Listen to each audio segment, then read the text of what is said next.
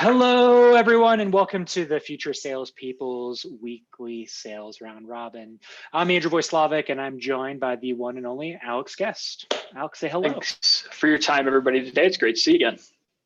Always appreciate the likes, the subscribes, and the feedback that we've been getting from you all. And this week, as we teased the last time, we're going to be talking about your first and best sales rep, automation. And really, what got us here is, in many ways, 2020, the pandemic, coronavirus.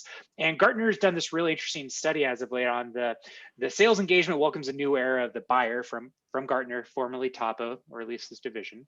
And what they had identified as some of the biggest factors for success in sales engagement, or AKA meeting buyers or prospects where they want to engage your brand, are as follows. Top one, above all else, is automation. Hence this entire video today. Second of all is not only to have automation, but then start personalizing your messaging. And from there, really starting to create various different playbooks, sales strategies, and whatnot, based off of both the automation, the messaging, and the signals that you're getting back from these various systems. Guest, what thoughts do you have so far, my friend? No, I think it's a great article, and we always link those. So if you do have the time to check it out, please do so. Automation is always a big topic. People don't scale nearly as well as technology, and technology isn't just something for enterprise organizations anymore. And it's something that we help out the majority of our clients with. Ultimately, when we're helping our clients set up automation, we start with our free revenue assessments. We do that because we want to dig into our clients' goals and their capabilities, because it can be difficult to set up full buyer journey automation. You need to have an in-depth knowledge of your ideal customer profiles, your buyer personas, because that's really going to drive a lot of the messaging, the value propositions, the use cases, the calls to action.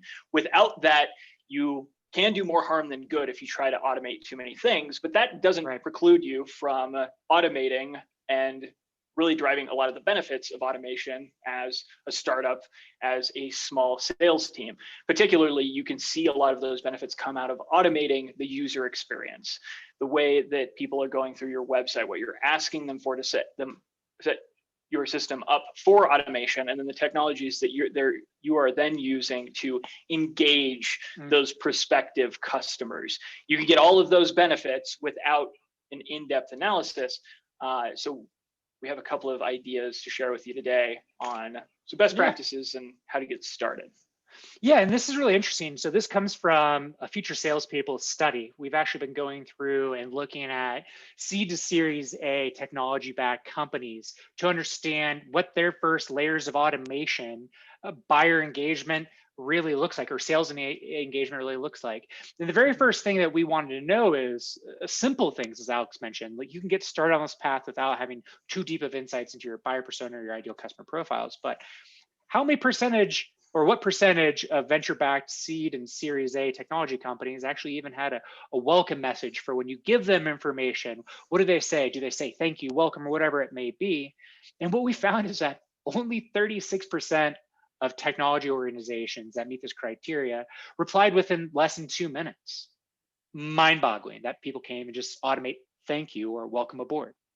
The second aspect of this that we were looking at was, does this program have legs? Does it actually go beyond that initial message? And if it doesn't, what does that look like? And what we found is that only 17% of these technology companies actually have a weekly engagement or cadence that they're reaching out to. In fact, we've seen the opposite in kind of a negative lens in which people are maybe almost over sending information without personalization, which can really piss off the modern buyer. Finally, the last thing that's really interesting coming from all of this is these high-end, these tech organizations, only 9% are leveraging any of that data, any of your actions, or whatever it may be on their website to personalize their outreach to you. So long story short, not enough people take the time to thank people or welcome aboard in a simple automated fashion. They haven't really thought out something that's a weekly engagement or way to nurture people. And if they've asked for information, they're likely not using that to personalize their outreach. It's kind of mind-blowing. If you're going to go through the trouble of asking people questions, it can have a material impact on things that you're doing internally. But it would be great to see some of those things surfaced externally, particularly when you're asking for name and company and integrated technologies and use cases. You should use that in your automation to drive value. Mhm. And when it comes to the technology stacks that can help you with that, these are some of the ones that we use. So we don't have relationships with any of these platforms outside of our certifications in them, so we can better serve our clients. But Typeform is a great free option to start to collect that information. And again, you want to be careful about what you're collecting to maximize the conversion, but also set yourself up for success in an automation perspective. If you don't want to invest in a CRM yet, Airtable's awesome. Zapier is going to help you connect data and automate that. DesignModo has some amazing tools to help you get great emails, maybe not for transactional personalized templates, but awesome for those nurture campaigns and programs that you're sending out as soon as somebody signs up for your service. When it comes to SendGrid, they really lead the market in transactional email, things like welcomes and password resets and double opt-ins via email, but they also can help you send out those high quality designs through DesignModo.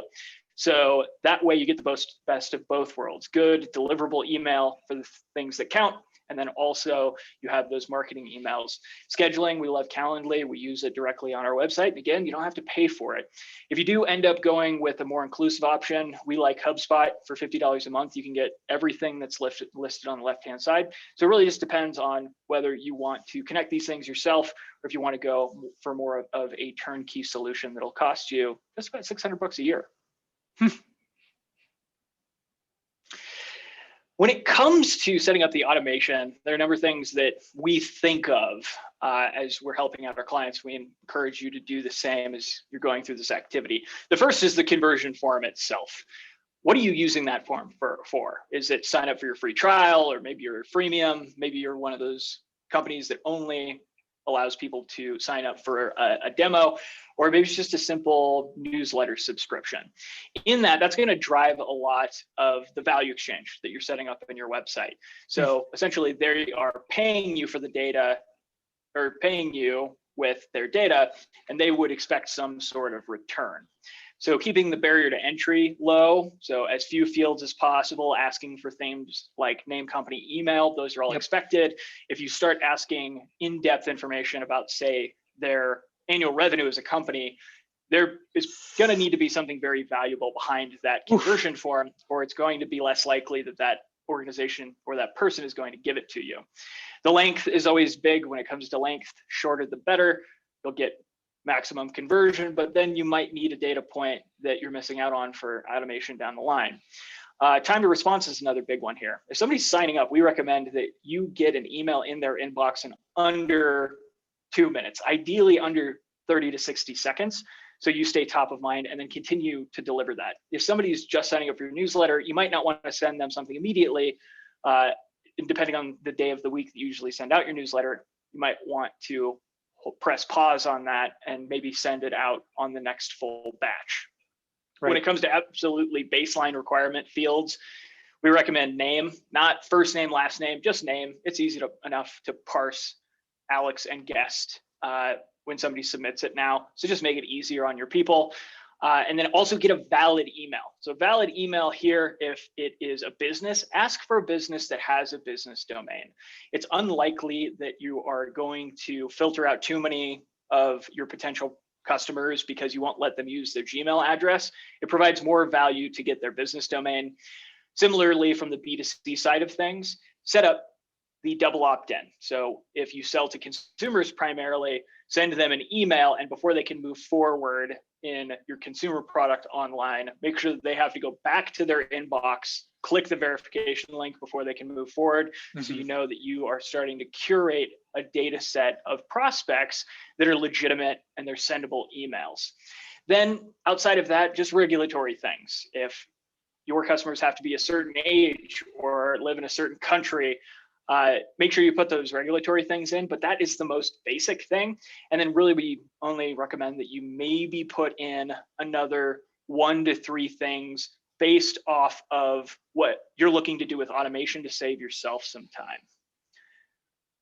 I think that makes a ton of sense. And that's really, I think, where you want to save yourself time, and some of the insights you would like to learn, or how you'd like to engage the customers, some of the questions you want to answer is going to go into your personalization efforts.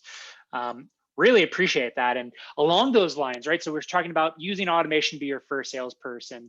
What we want to start talking about next week too is, now not only do we have automation to help us start optimizing our sales motions, helping our buyers get information and add value, get value from us as quickly as possible. Next week, we're going to start talking about how you can actually start using a multi-pronged approach and touch to go ahead and develop new customers, start doing your sales activities across various channels to go ahead and elicit some interest in more of an outbound capability. How's that sound to you, Mr. Guess? I think it sounds great. I'm excited for that one because it's very achievable, particularly through automation, to have an omni-channel sales development approach.